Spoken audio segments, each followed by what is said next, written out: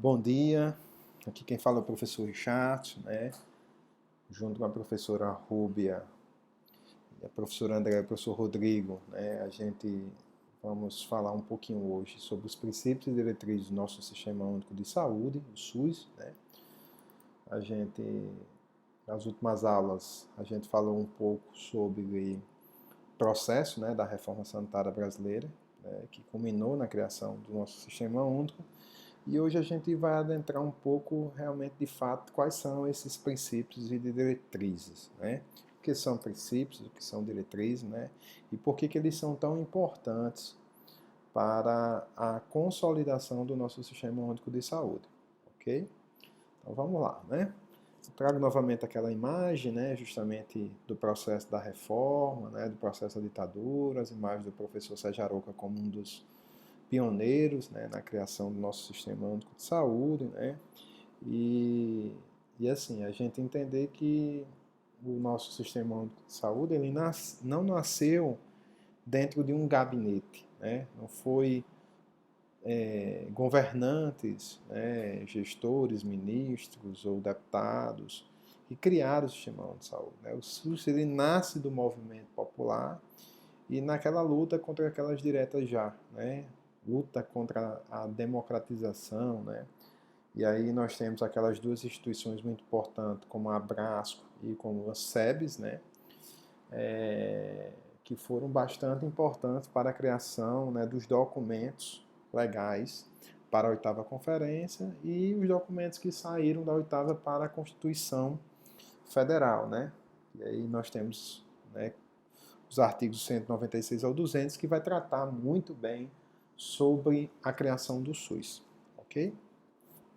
Então, como eu falei para vocês, o SUS, né, a proposta do SUS está vinculada a uma ideia central, né? Todas as pessoas têm direito à saúde. Então, assim, a proposta, quando a gente pensava na criação do Sistema Único, era que qualquer indivíduo, independente de raça, cor, religião, né, independente da sua classe econômica, social, ele pudesse ter acesso ao serviço de saúde. Porque até então, naquele período lá do INAMPS e até antes, né, da Constituição de 88, né, antes das leis, né, ordinárias do SUS, nós tínhamos um sistema que ele era excludente. Né? Quem realmente tinha acesso a esse serviço eram aquelas pessoas que tinham condições, né, de contribuir com a Previdência. Na maioria das vezes, aquelas pessoas que tinham carteira de trabalho assinada, né, tinham algum vínculo. Aquelas pessoas que eram autônomas, né, produtores rurais, né, empregadas domésticas e demais outras categorias profissionais que não contribuíam com a Previdência, era considerado indigente. Então o SUS ele nasce com essa proposta, né? E essa proposta não é uma proposta nova, não é só do Brasil. Vários países do mundo que têm sistema de saúde universais adotaram como tema principal, né, essa lógica, né, do direito à saúde, que saúde não deve ser uma mercadoria e nem um produto, saúde deveria ser um direito, né, e que esse direito fosse garantido através de políticas sociais, né, financiadas pelo governo, né, através dos nossos impostos, dos cidadãos em geral. Okay? Então, esse direito está ligado às condições de cidadania, tanto que a proposta do SUS tinha muito dentro dessa lógica de que saúde, né, é cidadania. Né? A busca do sistema de saúde era uma busca de a gente fortalecer a nossa cidadania. Né? E não depende de mérito, isso era um ponto bem interessante. Né? E nem de pagar a previdência social. Né? Deveria ser sempre um direito. Não de provar as condições de pobreza, né? Isso era um ponto também que a gente discutia muito, né? Porque assim, na maioria das vezes, os sistemas públicos nascem naquela perspectiva de criar um sistema para pobres, e na verdade a gente nunca foi nossa intenção, nossa intenção era criar um sistema que fosse para todos, né, independente de condições financeiras, tanto que nós temos muito bem claro, né, isso no Reino Unido. Né, a gente agora no momento estamos passando por essa pandemia aí, né, do Covid-19, e assim foi noticiado aí nos telejornais né, a confirmação do primeiro-ministro inglês Boris Johnson. Ele contraiu o Covid-19 e ele foi para uma unidade pública na Inglaterra, né? Então, para o povo inglês, independente de condições econômicas, eles utilizam o sistema de saúde público, né, lá. Porque para eles eles têm essa lógica da saúde como um direito, né? Então, quando a gente começa a fazer uma análise agora, né, do povo inglês e a gente vem, né, para o Brasil, e aí quando a gente começa a fazer aquela análise política, né, dos políticos brasileiros, eles não têm essas mesmas atitudes, né, dos políticos ingleses, né, que utilizam o sistema de saúde público, né?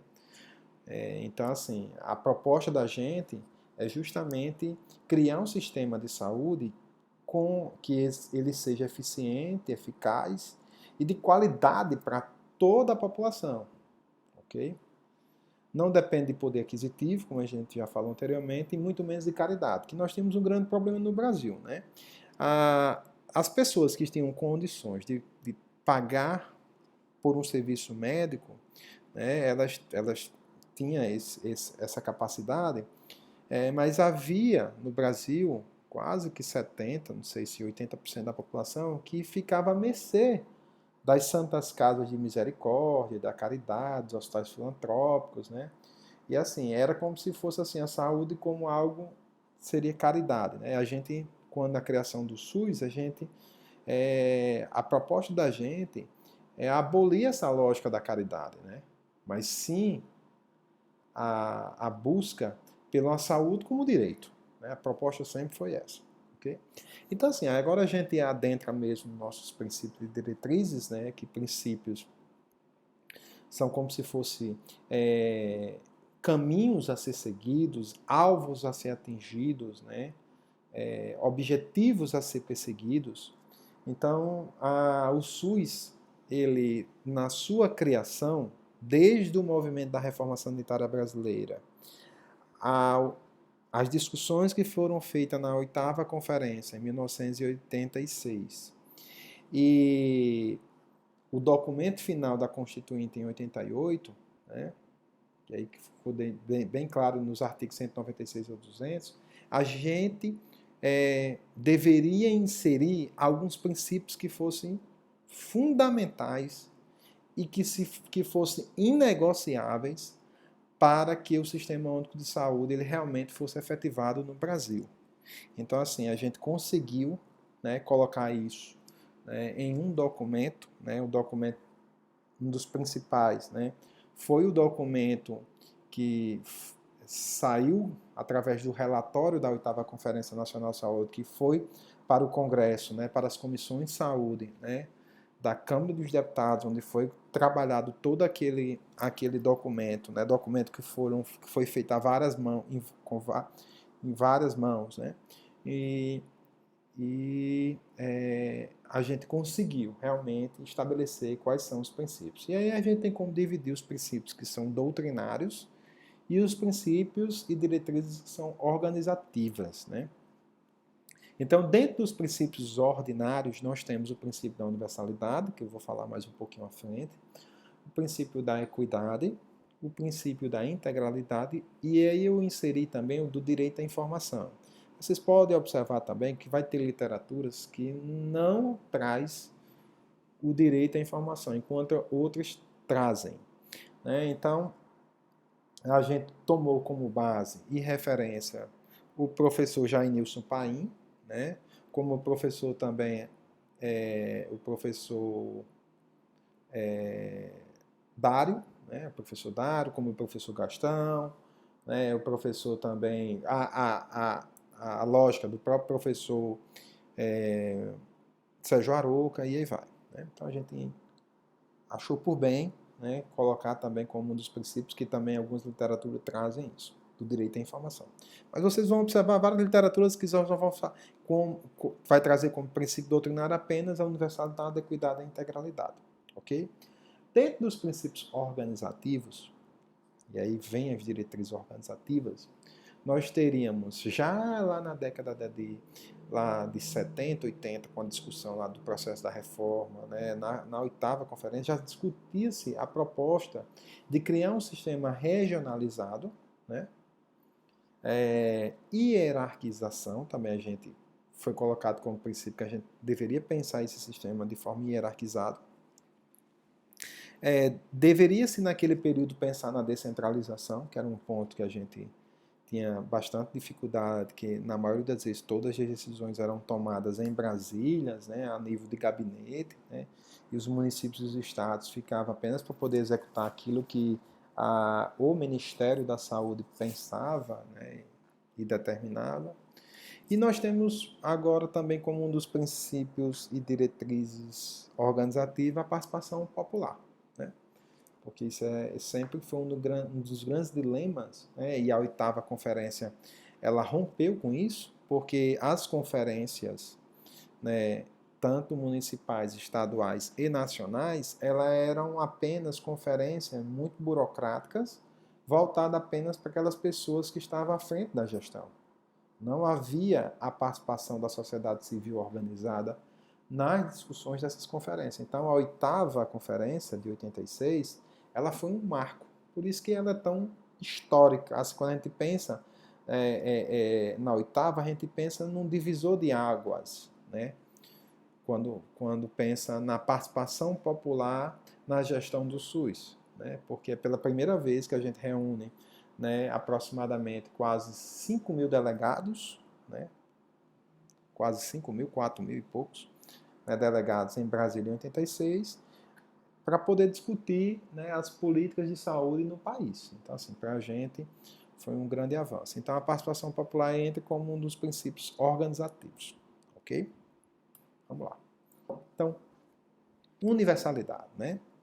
Por que o sistema de saúde tem que ser universal? Primeiro, para garantia da atenção a todo e qualquer cidadão, sem qualquer barreira de acessibilidade econômica, física e cultural, que é aquilo que a gente conversou, né, anteriormente. Então, ser universal é garantir esse acesso a todos, em todos os níveis de atenção, independente de classe social, raça, cor e aí vai, né? Então, foi caracterizado esse modelo universal em vários países do mundo, né? Quem tem sistemas de saúde universais no mundo, né? Nós trazemos as experiências que são experiências exitosas, né? Portugal, né? Inglaterra, né? E alguns países do Reino Unido, Itália, Espanha, o próprio Canadá, né? A Austrália também está com o sistema de saúde universal, né? A Finlândia, e nós temos o Brasil também. Então, esse sistema, né, ele tem que ser universal para ricos, para pobres, para mulheres, para homens, para velhos, crianças, nordestinos, sulistas, negros, brancos, etc. Por quê? Nós temos um grande problema no Brasil. A concentração dos serviços de saúde, na maioria das vezes, acontecia, né, e era para as pessoas que tinham condições de pagar. Na maioria das vezes eram homens. Na maioria das vezes a gente observava que a concentração de recursos, quando se tratava de organização do sistema, ia para as regiões do sul do país, as regiões mais privilegiadas, enquanto o Nordeste, né, o Nordeste e o Norte brasileiro ficava desabastecido, então não era visto né, de forma que viesse atender às necessidades. Então nós tínhamos um grande problema que o sistema, por não ser universal, ele trazia esses entraves. Então, a proposta da criação do sistema universal era que, para ter acesso, né, tinha essa frase que foi muito bem usada pelo professor Sejarou, que muitos outros pesquisadores, Lígia Bahia e muitos outros, né, que discutem, né, que são sanitaristas, que são defensores do sistema público, é que para ter acesso basta apenas precisar. A proposta seria essa. Então a gente foi muito mais além, né? Porque assim, hoje no Brasil, com a criação do SUS, toda e qualquer pessoa que estiver dentro do território brasileiro, ele tem o direito a acesso a serviços de saúde. Se a gente for para outros países, isso não é uma realidade, né? Para você ter acesso, você tem que, na maioria das vezes, quando você faz viagens internacionais para alguns países que não têm sistema de saúde universais, na maioria das vezes você tem que pagar um seguro de saúde, né? E quando não tem esse seguro de saúde, você tem que passar em cartão de crédito, caso você venha precisar e necessitar usar um sistema de saúde. Ok? Então, quando se pensa em universalidade, a gente pensa em acesso para todos. Há grandes críticas em relação ao sistema de saúde universais, até recentemente no governo Temer, o então ministro Ricardo Barros fez um questionamento sobre justamente isso, que o SUS não deveria ser universal, porque não tem condições de atender todas as demandas. Isso foi muito discutido, né, e tem algumas críticas em relação a isso. Nós temos um grande problema também quando se trata de universalidade, quando parte para a questão da judicialização da saúde, porque por ser universal e por estar lá no artigo 196 que saúde é um direito de todos e dever do Estado, então vários advogados, né, a própria justiça entende que qualquer pessoa que necessitar de qualquer tipo de serviço, de qualquer tipo de medicamento, de qualquer tipo de procedimento, esse direito tem que ser garantido, né? E isso tem causado alguns problemas, principalmente quando se trata em relação ao planejamento financeiro da saúde, porque isso tem trazido alguns gargalos econômicos, ok? Mas isso é uma discussão que a gente poderá fazer depois em sala de aula, né? E falar um pouco sobre né, o porquê disso, ok? Nós entramos agora no princípio da equidade, né? O que é equidade, né? Por que foi importante inserir o conceito de equidade, né, na Constituição do SUS, né?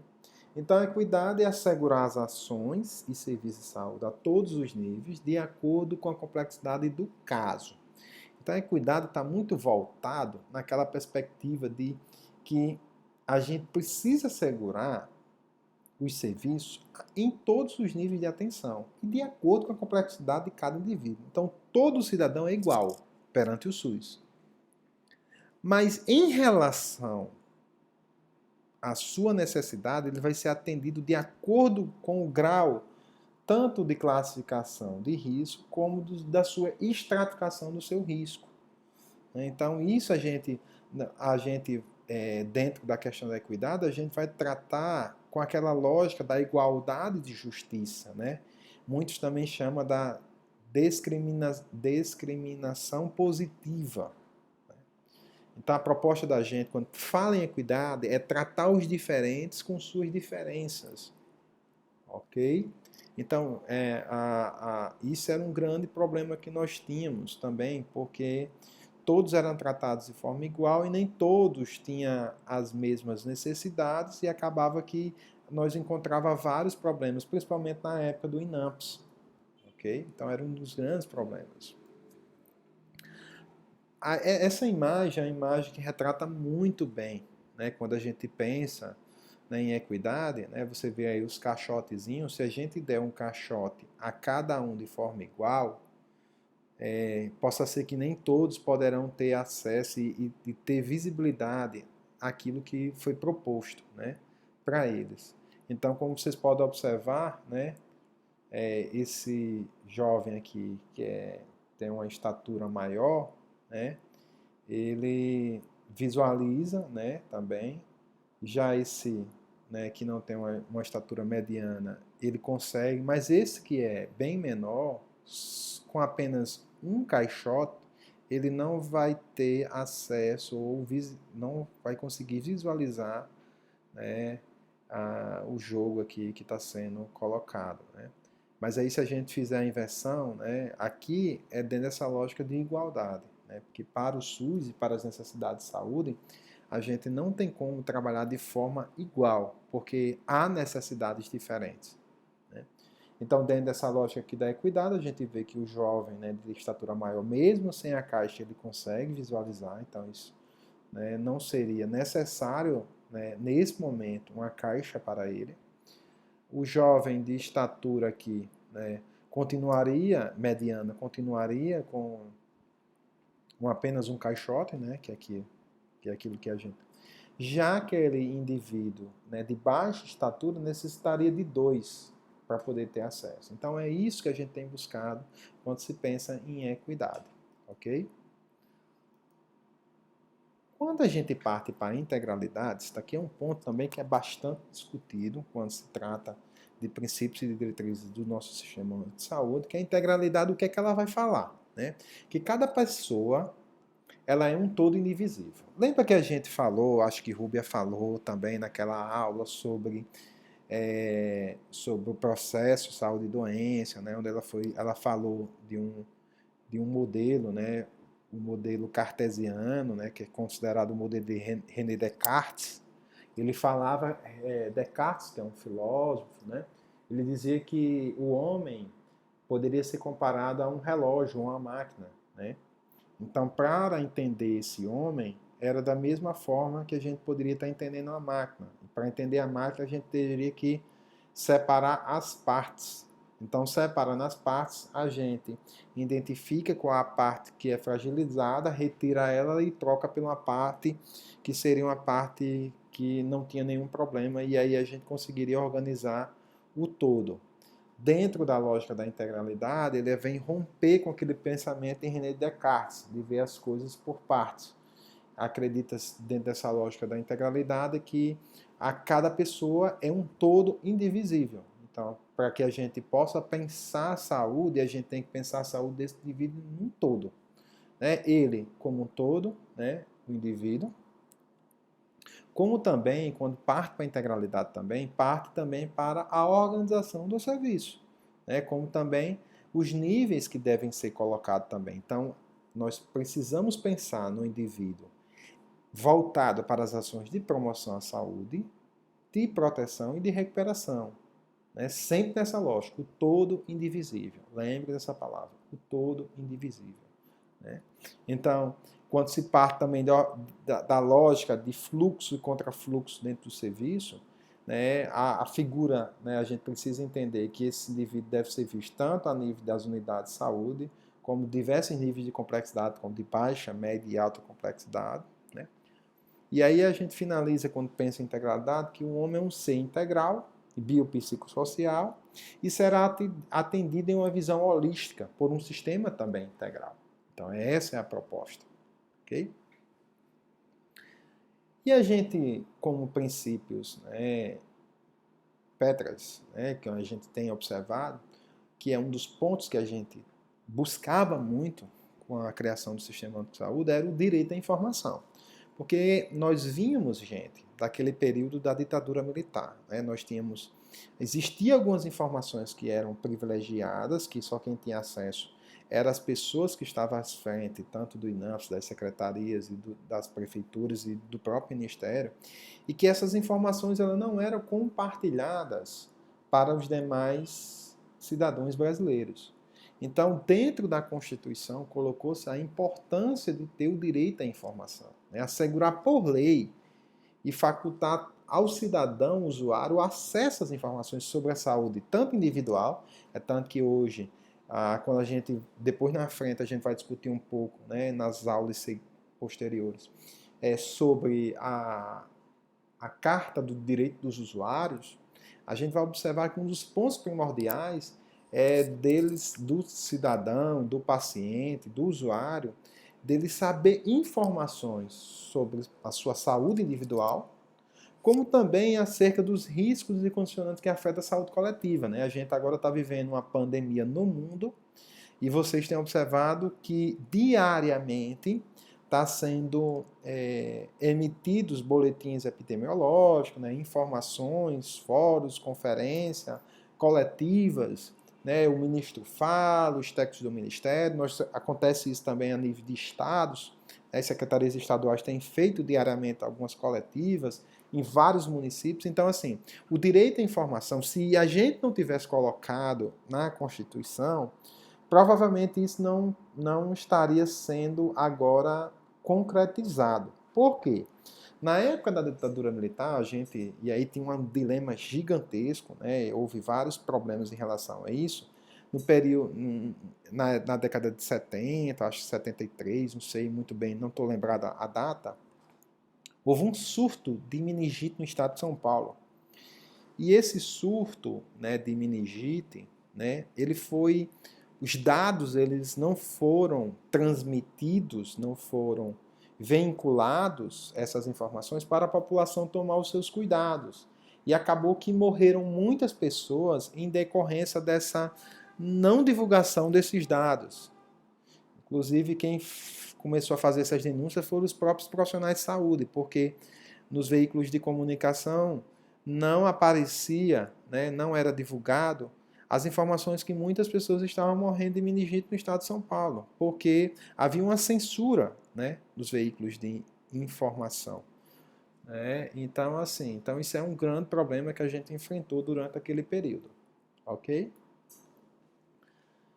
Então a gente vem para os princípios organizativos, né? E a gente começa com o primeiro, que é a descentralização. O grande problema do Brasil que nós tínhamos era que tudo era muito pensado, planejado em Brasília, né? A nível de ministério, a nível de gabinete. E era demandado essas situações para os estados, para os municípios executarem. Então não havia essa questão dessa autonomia no planejamento e nem da gestão, né? Havia apenas pessoas que pensavam e outras que executavam. Então, dentro dessa lógica, esse autor aí, essa autora, coloca que a municipalização da gestão, né, a descentralização, um dos pontos principais foi a questão da municipalização da gestão dos serviços e de ações de saúde, e se constituiu, gente, na mudança mais significativa no aspecto político-administrativo, né, da reforma do sistema de saúde no Brasil. Então, no processo de descentralização, a gente mudou a configuração total da nossa organização do sistema de saúde, tanto político como administrativo, né, porque foi criado, né, a partir de então, né, a figura, né, e o fortalecimento, né, que foi criado, não, foi fortalecida a figura dos secretários municipais de saúde, né, e das prefeituras começaram a desenvolver de forma mais descentralizada o sistema, né. Então, para vocês terem ideia, o Sistema Único de Saúde, o SUS, ele é único em cada esfera de governo, tanto a nível municipal, estadual, como a nível federal. Então, as maiores autoridades sanitárias estão em cada ente da federação, não existe nem o maior e nem o menor. Para vocês terem uma ideia, só conjecturando aqui, se vocês, tipo, se o ministro da Saúde viesse a Mossoró fazer uma visita agora nesse período de pandemia, né? Se a gente fosse pensar quem seria a maior autoridade sanitária no município, não seria o ministro, seria o secretário municipal de saúde de Mossoró. Então, assim, o ministro ele não pode chegar em Mossoró e dizer, não, Mossoró a partir de agora vai ser assim, assim, assim. Não, não tem como. Por quê? Porque dentro dessa lógica, com a questão da municipalização, em que os municípios se tornaram plenos, tanto no financiamento como nos aspectos políticos administrativos, então não tem como mais ser dessa forma. Então foi importante demais para aquele período. Hoje já há uma crítica em relação a esse modelo de descentralização, porque a gente encontrou vários problemas no Brasil relacionados. Quando a gente tem os prefeitos e os secretários que são a favor do SUS, que são pessoas honestas, que são pessoas comprometidas com a sociedade, aí é ótimo, né? Então a gente dá autonomia a uma pessoa que realmente tem capacidade e interesse para poder desenvolver as ações. Mas quando a gente entrega a um outro indivíduo que é o oposto disso, né, que é um prefeito que é contra o SUS, um secretário que é contra, que é corrupto, que tem problemas, que não aceita. Então, assim, a gente está dando autonomia também a essas pessoas. Então, hoje já há uma crítica em relação a esse processo de centralização, que a gente vai ver mais na frente um ponto, ok? Por isso que, assim, o SUS, quando a gente começa a analisar de fato, né, ele foi muito feliz na sua constituição, né, e na sua criação e nos seus arcabouços, né, jurídicos, é que ele Naquele momento ele propôs a municipalização e ela é importante, eu não estou dizendo que ela não é importante, há umas críticas em relação a isso.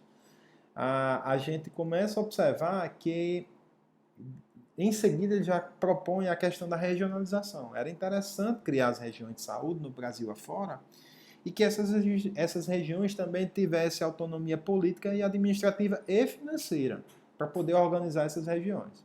Então, o objetivo principal, né, da regionalização é distribuir, gente, de forma mais racionalizada e equânime os recursos assistenciais no território, né, com base na distribuição da população, né, promovendo a integração das ações das redes assistenciais. Lembra daquelas redes? Rede de urgência e emergência, rede de atenção básica, rede psicossocial, rede das doenças crônicas, rede das pessoas com deficiência, rede cegonha. Então, a proposta é a gente integrar tudo isso em uma região e que essa região pudesse ofertar esses serviços para todos os munícipes que fazem fronteiras, né, dentro desse processo.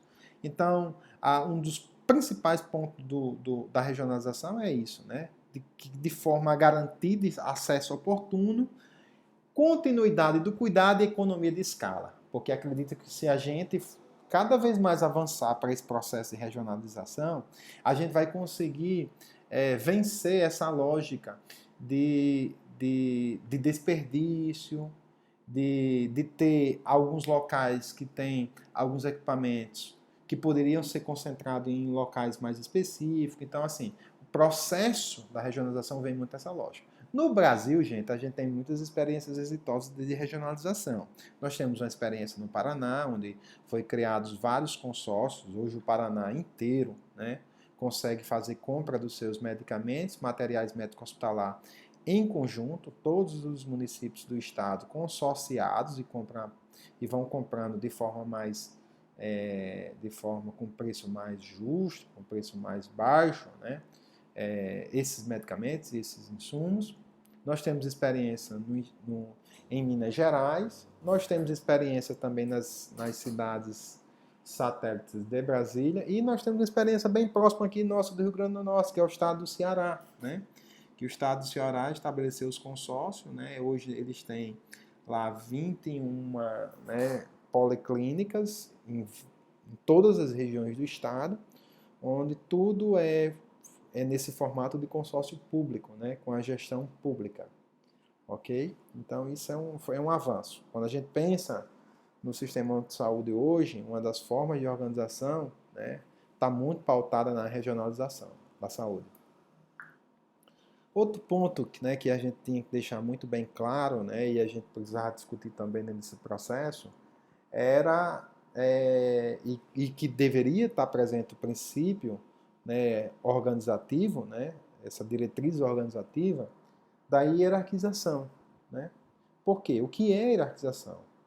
O que é que ela busca? Né? Ela busca ordenar um sistema, né, de saúde por níveis de complexidade na atenção e estabelecer o fluxo assistencial entre os serviços. A proposta, né, a gente sai desse modelo aqui, que eu estou colocando aqui, né, que é um modelo anterior, que é o sistema fragmentado e hierarquizado, é aquele sistema de pirâmide, onde nós temos atenção primária, média e alta complexidade. Né? Esse sistema, quando a gente pensa em hierarquizado, não é dentro desse formato aqui, né? Até que no início a gente começou dentro dessa lógica, né? Foi um avanço, mas a partir de agora a gente percebe que a gente é necessário, mais do que urgente, segundo o professor Eugênio Vilaça Mendes, que a gente precisa montar as redes de atenção, né? E essas redes, elas criar pontos de conexão, de fluxo e contrafluxo, para poder, né, ter essa rede poliárquica. Né? Então, isso é uma proposta que a parte de hierarquização ela vai trabalhar dentro desse sentido. Quando a gente, por último, a gente trata, né, outro princípio, né, organizativo seria a participação comunitária, né, que esse é um ponto muito debatido, porque antes da Constituição, né, e antes da criação do SUS nós não tínhamos, né, a participação comunitária ou a participação popular. Então,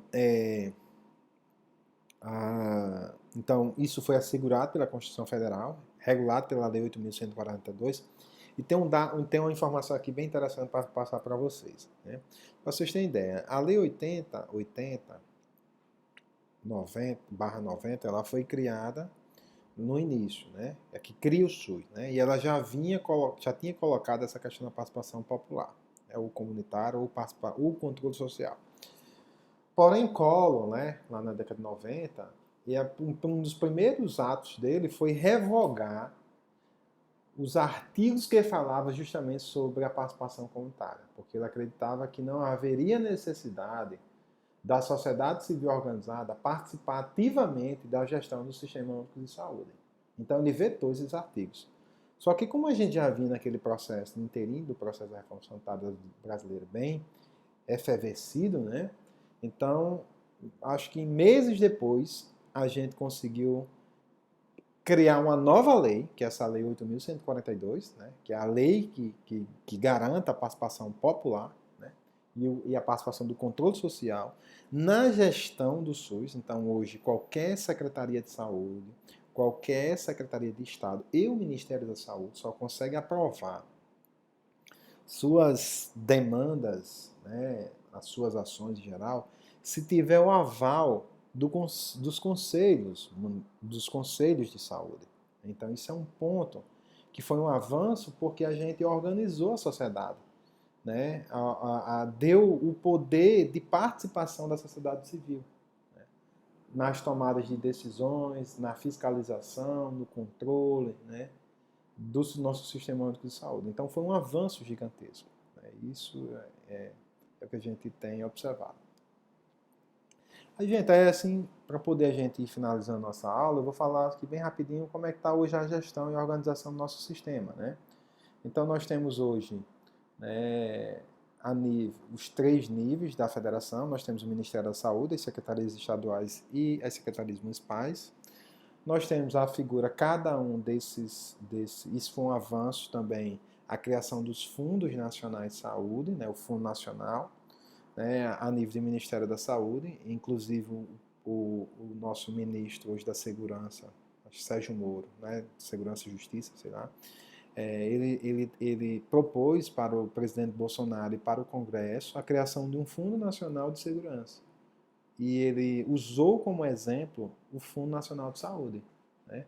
Porque a gente conseguiu organizar de forma muito efetiva o Fundo Nacional. Então, nós temos o Fundo Nacional de Saúde, né, que é a nível de ministério. Isso é a gestão do nosso sistema de saúde. Né? Nós temos o Conselho Nacional de Saúde, formado acho que por quase 42 instituições, com representantes titulares e suplentes, né? Conselheiros titulares e suplentes desse Conselho Nacional. E nós temos, a nível de gestão, a Comissão Intergestora Tripartite, formada por todos os secretários de Estado, né?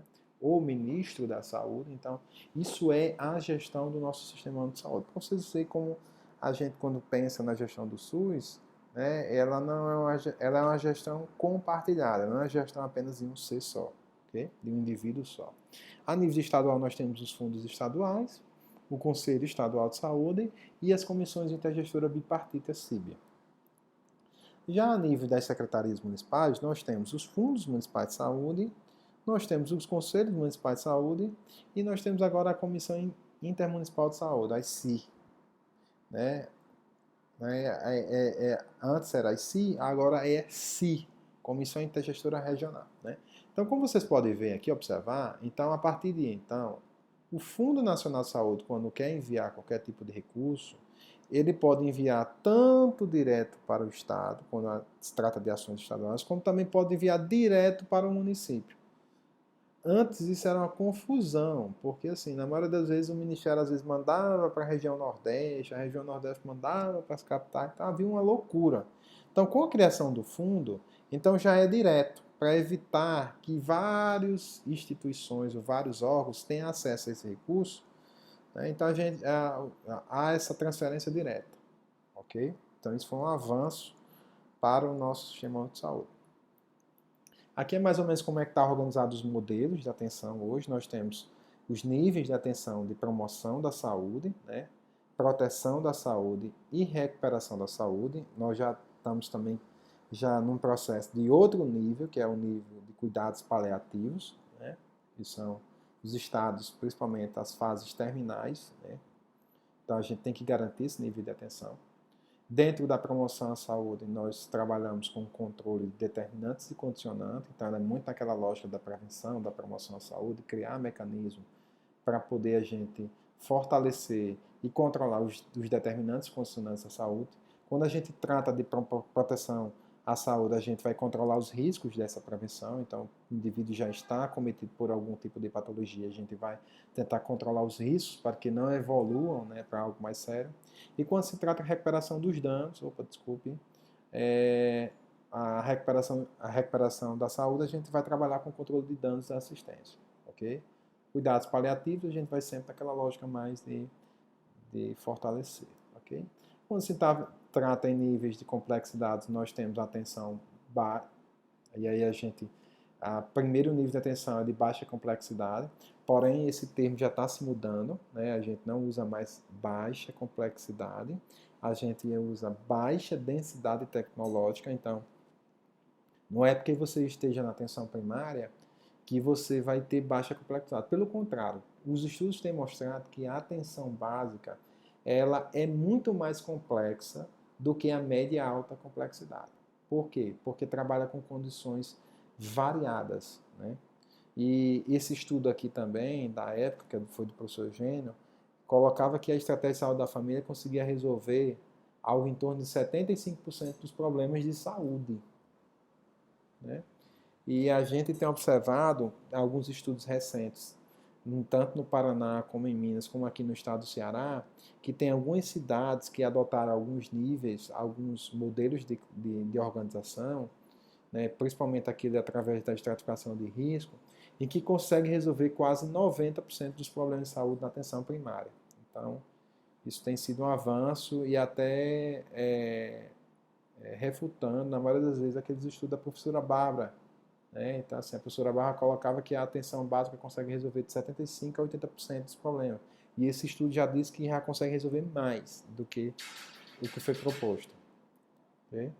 Então, a gente consegue resolver a média complexidade, consegue resolver aproximadamente 20% dos problemas de saúde. E a alta complexidade ao em torno de 5% dos problemas de saúde. Ok? Então vamos lá. Os desenhos organizativos do SUS, quando a gente começa a analisar, né, nós temos, né, e aí eu vou tentar fazer uma correlação para vocês, quando a gente trata, né, dos níveis de atenção, né, a promoção ela tem total relação com as ações de proteção e de recuperação, né, em todos os níveis, né, nos níveis de complexidade da assistência, né. E aqui a gente faz também a mesma relação. Também todos eles têm que estar interligados. Lembra aquela lógica que a gente falou das redes de atenção? Então é mais ou menos esse disso. Aqui eu trago para você o arcabouço jurídico do SUS, né? A Constituição de 88, né? Que garantiu, né? Dos artigos 196 ao 200. Em 90 nós temos essas duas leis, que essas duas leis são importantíssimas, que é a Lei 8080 e a 8.142, que elas vão tratar justamente isso. Aqui nós temos as leis, a NOBS 91, NOBS 90, que está voltando, desculpa aqui, só um instante, deixa eu só tentar parar aqui, opa, desculpe, opa. Então, as NOBS, o Pacto pela Saúde, e um ponto principal que a gente tem observado é o Decreto 7.508. Esse é um ponto que a gente precisa, né, que ele hoje é quem organiza todo o Sistema Único de Saúde, certo? Então eu não vou falar de cada uma das leis, porque a gente já discutiu, né? E a gente vai discutir também em outras disciplinas nas ISECs que virão, ok? Mas quem rege hoje a nossa organização, o nosso sistema, é o Decreto 7.508 de 2011, tá bom? Vamos lá. Então, dentro das leis orgânicas, né, a Lei 8080, ela dispõe sobre as condições de promoção, proteção e recuperação da saúde, né, isso é mais ou menos o que já vinha falando, e a 8.142 que vai falar da participação da comunidade, que é o que a gente já discutiu. Aqui a gente entra a figura do Conselho Municipal de Saúde, né, que é a lógica da participação dos cidadãos. Então, os conselhos, na maioria das vezes, são permanentes, deliberativos e paritários, né. Nós temos dois momentos muito históricos, né? O ano passado nós tivemos, né, as conferências municipais e estaduais e a Conferência Nacional de Saúde, né? São espaços de negociação, de debate, né? Então, na maioria das vezes, essas conferências acontecem de 4 em 4 anos, ok? Aqui é como é que se dá a paridade dos nossos conselhos, né? 50% são representados por usuários da sociedade civil organizada, 20% de trabalhadores, 25% de trabalhadores e 20% de prestadores e gestores, ok? Quando se trata da iniciativa privada, a gente, quando pensou na iniciativa privada, em nenhum momento a gente quer abolir a iniciativa privada, né? Aliás, ela entrava justamente quando houvesse insuficiência do setor público, né? O contrato ele deve ser direto com o público,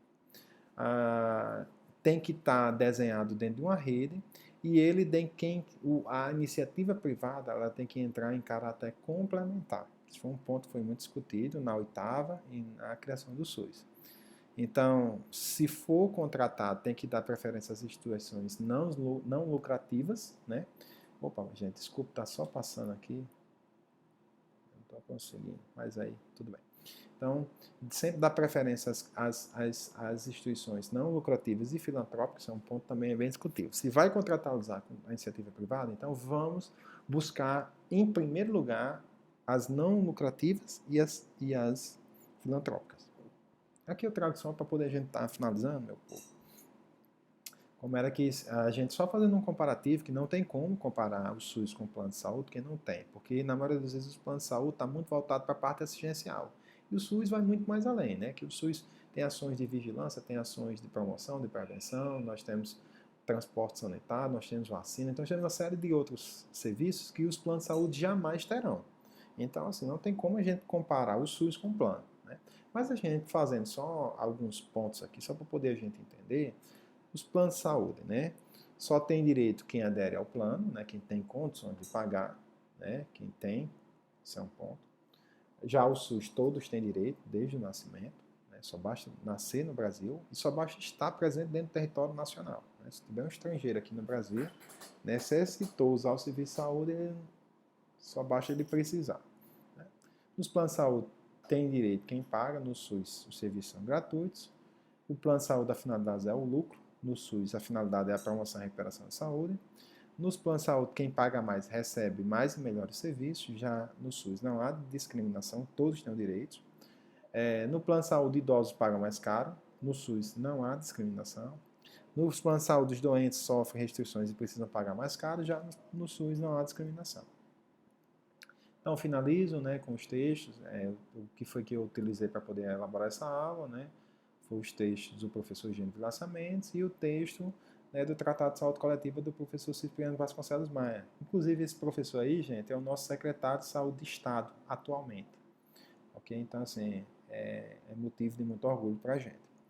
Ok, gente? Muito obrigado e até a próxima. Um abraço.